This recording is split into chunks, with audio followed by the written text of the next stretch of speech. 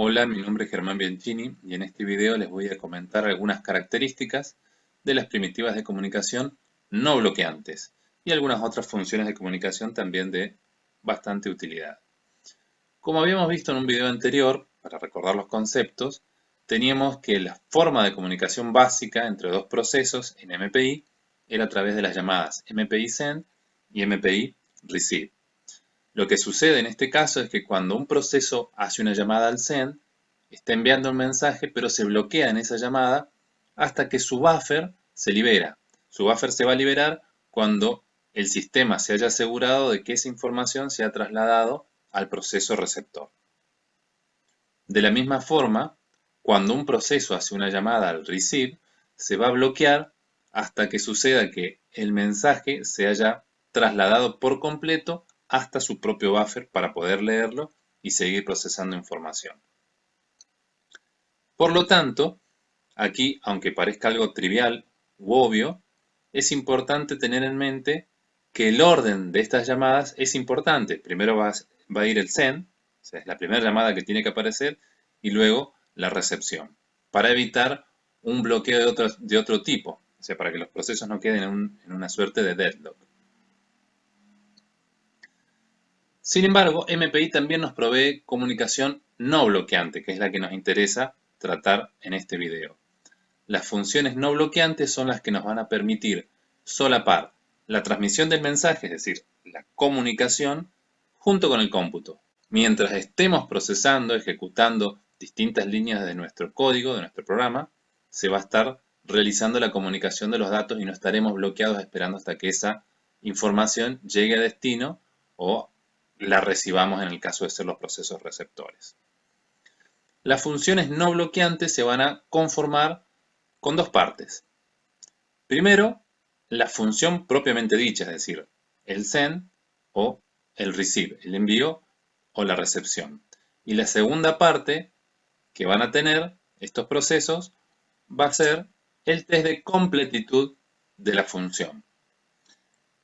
El test de completitud no deja de ser el manejar un objeto del tipo MPI request, es un objeto que lo vamos a llamar request o recibo, que nos va a servir justamente como un recibo de la operación que estamos haciendo. Lo que va a suceder es lo siguiente: cuando un proceso hace un envío con una llamada no bloqueante, el envío va a ser similar al del MPI send que ya habíamos visto anteriormente, pero nos va a aparecer un dato adicional que va a ser ese recibo que nos va a servir para consultar si esa operación se ha concluido o no. La sintaxis va a ser la siguiente.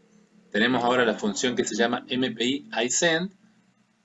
Tenemos, igual que antes, el buffer de envío, la cantidad de elementos que enviamos, el tipo de datos de esos elementos que enviamos, la identificación del proceso destino, la etiqueta, el comunicador dentro del cual nos estamos manejando, y aquí aparece ese nuevo argumento que va a ser el objeto request, el recibo.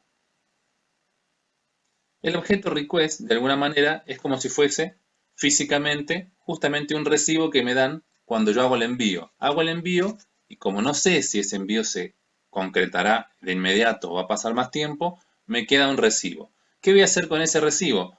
Lo voy a aplicar en una u otra función dependiendo de la utilidad que yo necesite. Por ejemplo, una de esas funciones es la función MPI wait, que va a tomar como entrada el recibo y se va a bloquear hasta que la operación se termine. Es decir, porque yo en este recibo tengo una identificación de qué mensaje fue el que envié. Si ese mensaje aún no llegó, cuando yo hago la llamada a la función MPI wait con el recibo, el proceso se va a bloquear como si fuese una llamada MPI send bloqueante común. Aquí tenemos la sintaxis. Le pasamos como argumento el recibo y también le damos como un segundo argumento un objeto MPI status para poder consultar los datos una vez terminada la comunicación. Una alternativa sería llamar a la función MPI test, que nos va a indicar si la función se ha terminado, pero sin bloquearse. Por eso, en la función MPI test aparece un argumento adicional. Volvemos a tener el recibo para consultar qué pasó con esa transmisión. Volvemos a tener el objeto status pero ahora también tenemos una bandera que va a ser un valor que nos va a decir la comunicación ya se concluyó, terminó o aún no.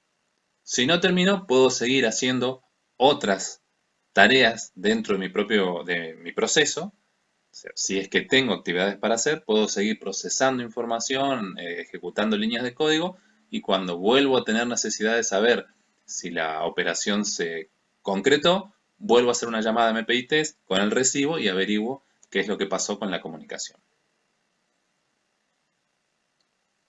Otro tipo de funciones de comunicación de utilidad son, por ejemplo, las de enviar y recibir a la vez, de manera simultánea. He sabido que normalmente cuando tenemos comunicación entre procesos, esta comunicación suele ser frecuentemente de intercambio. Envío algo y recibo algo a cambio.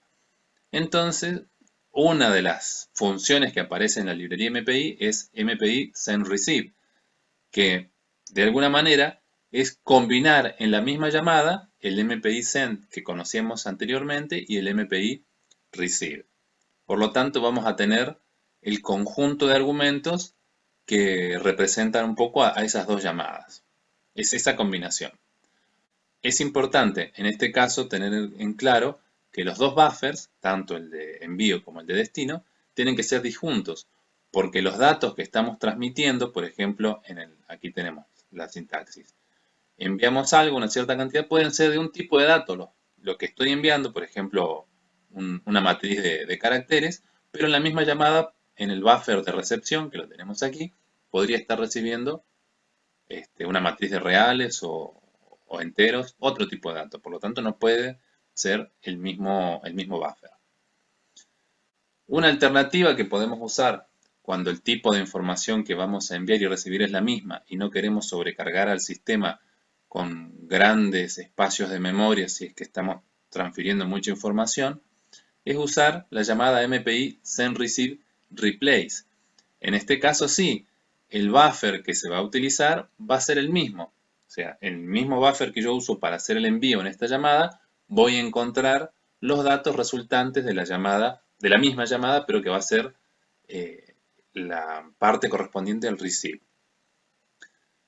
De aquí obviamente podemos deducir que el send va a ser bloqueante, porque no vamos a poder tener solapado el envío y la recepción, ya que vamos a estar utilizando el mismo espacio de memoria. ¿Qué otras funciones pueden ser de utilidad? Siguiendo en la línea del uso de la memoria, podemos estar haciendo una comunicación con un buffer explícito. Habíamos visto en algún video anterior, cuando empezamos a ver los temas vinculados con las comunicaciones bloqueantes y no bloqueantes, que MPI, digamos, no plantea cómo deben ser implementados. Esto depende justamente de la arquitectura, del proveedor. Entonces, en algunos casos, la misma arquitectura es quien se encarga de hacer toda una comunicación solapada, proveer los buffers, mejorarme a mí un poco la eficiencia del sistema. Pero en los casos en donde yo no estoy seguro cómo eso va a ser, yo puedo forzar al sistema a que me asigne un espacio de memoria para utilizar como buffer. Y de esa manera liberar un poco el problema de que no me encuentre con una posible situación de deadlock entre los procesos. Sí, como comenté hace unas diapositivas anteriores, tengo un error en el orden del send y el receive. Si en alguna parte, por alguna combinación de cómo se da la ejecución de mis instrucciones, he ordenado de forma errónea estas llamadas. Por lo tanto, podemos hacer uso del MPI vSend, que va a ser exactamente el mismo formato del MPI Send, pero va a ser una llamada que va a utilizar un buffer que hayamos definido previamente. Ese buffer que va a ser un espacio de memoria que habremos podido reservar con alguna llamada, por ejemplo, del tipo malloc. ¿Cómo vamos a asignar ese espacio de memoria? Haciendo uso de la función MPI buffer attach, a la cual le vamos a brindar, como indicamos aquí, el tamaño que queremos reservar en este espacio de memoria, ¿cierto? Y del mismo modo, cuando sea necesario liberar ese espacio de memoria, vamos a llamar a la función MPI buffer detach y liberamos el espacio de memoria para no estar haciendo un uso innecesario de la misma. Una función adicional también es la recepción por encuesta. ¿Qué significa esto? Ya habíamos conversado anteriormente que a veces un proceso puede estar esperando distintos mensajes, mensajes diferentes con distintos tipos de datos, por ejemplo, o con distintas etiquetas. Justamente esas etiquetas me pueden servir para diferenciar qué significado tiene para mí, cuál es la semántica de ese mensaje, para yo saber qué tratamiento tengo que darle a esa información. Ahora, ¿cuál es el problema? Para yo conocer esa etiqueta, tengo que recibir el mensaje. Por lo tanto, ya me está obligando a hacer la recepción y almacenar esos datos.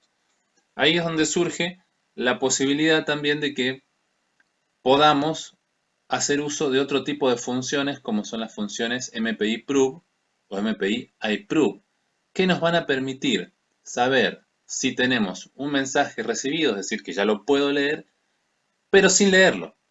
Solamente me va a brindar información acerca de la longitud del mensaje, cuántos datos trae, la etiqueta, el, el emisor de ese mensaje, pero sin necesidad de que lo hayamos leído previamente. Lo cual es bastante interesante para hacer un uso adecuado de los tiempos y los recursos.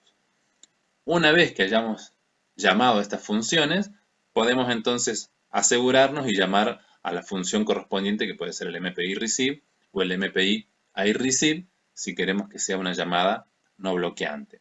Del mismo modo, la diferencia entre el MPI prove y el MPI iProve es que en prove nos vamos a bloquear y en la llamada MPI iProve la vamos a hacer de forma no bloqueante. Por lo tanto, como vemos aquí en la sintaxis, me va a devolver otra vez una banderita que me va a decir si hay un mensaje que yo puedo leer o no. En cambio, en MPI Prove directamente me voy a bloquear hasta que haya algún mensaje que yo pueda leer. En otros videos vamos a ver algunos otros conceptos y funciones de MPI que son de gran utilidad para poder desarrollar nuestras aplicaciones paralelas. Muchas gracias.